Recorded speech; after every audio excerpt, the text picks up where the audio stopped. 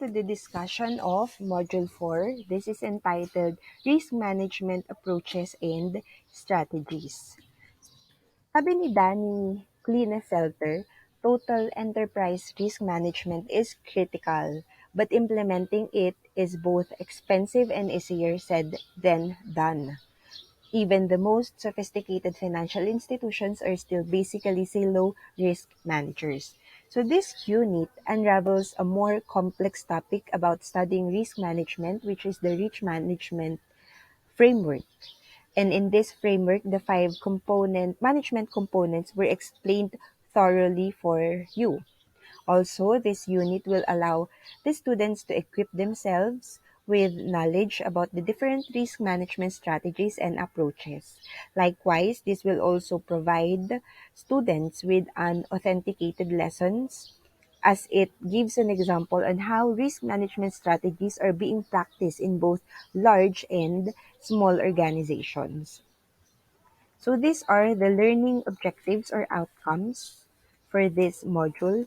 First is appraise the contribution and purpose of risk management framework for the organization and plan on ways on how to stay current on the latest strategies and approaches in risk management.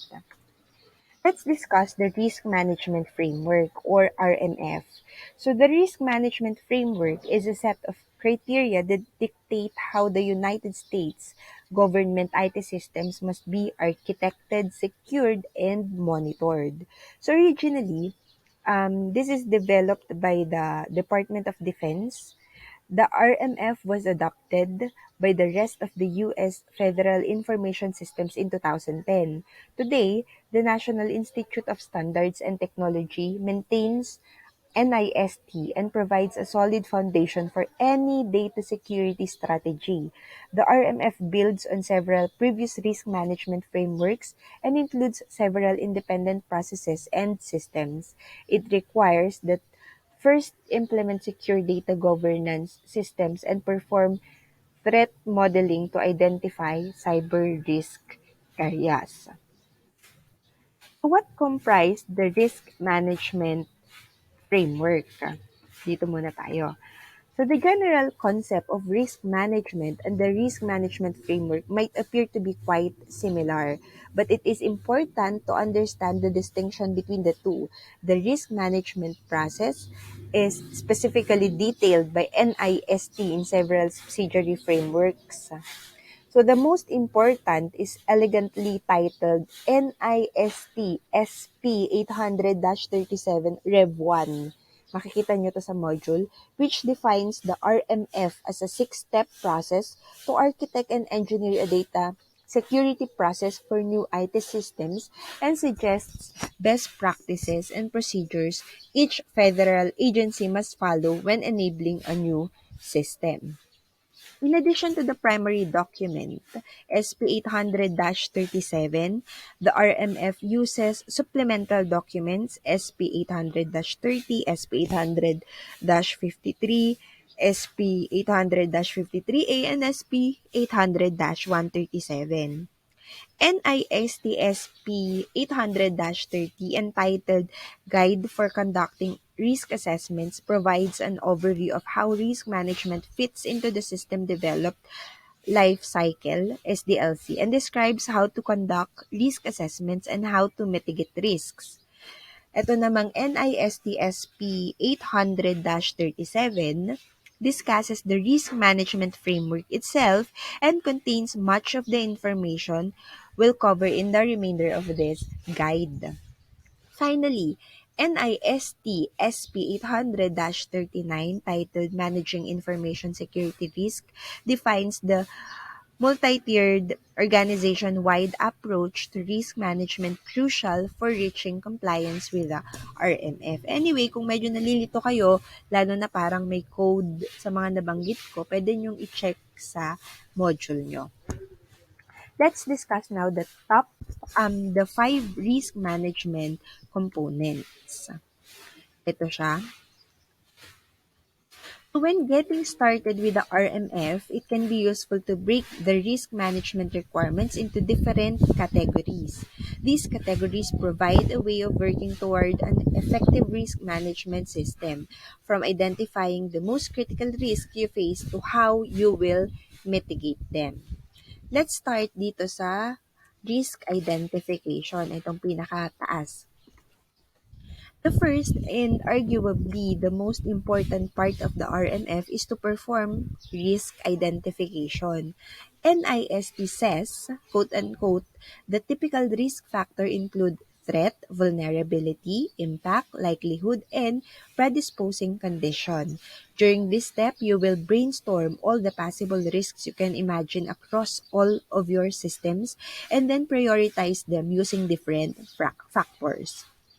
Threats are events that could potentially harm the organization by intrusion, destruction, or disclosure. Vulnerabilities are weaknesses in the IT systems, security, procedures, and controls that can be exploited by bad actors na pwedeng internal or pwedeng external. Impact is a measurement of how severe the harm to the organization would be if a particular vulnerability or threat is compromised. Likelihood is a measurement of the risk factor based on the probability of an attack on a specific vulnerability. Predisposing conditions are a specific factor inside the organization that either increase or decreases the impact or likelihood that a vulnerability will come into play. Next is the risk measurement and assessment.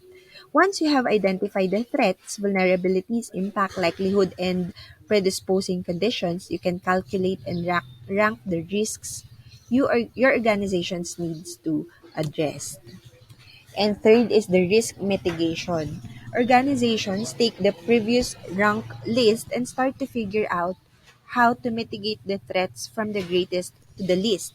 At some point in the list, the organization can decide that risks below this level are not worth addressing, either because there is little likelihood of that threat getting exploited or if there are too many greater threats to manage immediately to fit the low threats into the work plan. Next is the risk reporting and monitoring. So this is the fourth. The RMF requires that organizations maintain a list of known risks and monitor known risks for compliance with the policies. Statistics on data breaches indicate that many companies still do not report all of the successful attacks they are exposed to, which could impact their peers. And last is finally the risk governance. So all of the steps above should be codified into a risk governance system. So let's move on to the sixth risk management framework. At the broadest level, RMF requires companies to identify which system and data risks they are exposed to and implement reasonable measures to mitigate them. The RMF breaks down these objects into six interconnected but separate stages. First is categorize information system. Use NIST standards to categorize information and systems so you can provide an accurate risk assessment of those systems.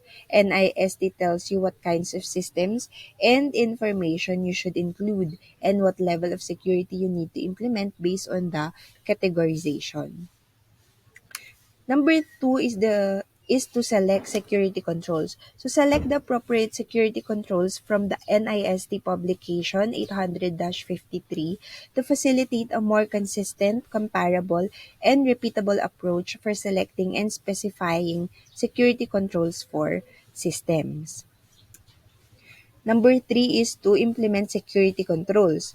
Put the controls you selected in the previous step in place and document all the processes and procedures you need to maintain their operation. Step 4 is assess security controls. Make sure the security controls you implemented are working the way they need to so you can limit the risks to your operation and data. Number 5 is authorize information systems. Are the security controls working correctly to reduce the risk to the organization? Then that control on that system is authorized. And last is monitor security controls. Continuously monitor and assess the security controls for effectiveness and make changes during operation to ensure those systems' efficacy. Document any changes, conduct regular impact analysis, and report security control status to your designated officials. So, how can an effective risk management framework benefit a business? Through the RMF, though the RMF is a requirement for businesses working with the US government, implementing an effective risk management system can benefit any companies. The ultimate goal of working toward RMF compliance is the creation of a data and asset governance system that will provide full spectrum protection against all the cyber risks you face. More specifically, developing a practical risk management framework will provide a company with several specific benefits. Asset protection. An effective risk management framework will prioritize understanding the risks that your business faces to take the necessary steps to protect your assets and your business. This means that a comprehensive risk management framework will help you protect your data and your assets. Next is reputation management. Reputation management is an essential part of modern business practices, and limiting the detrimental consequences of cyber attacks is an integral part of ensuring that your reputation is protected.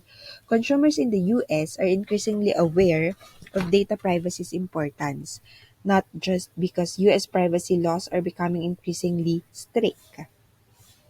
A data breach will damage your business reputation.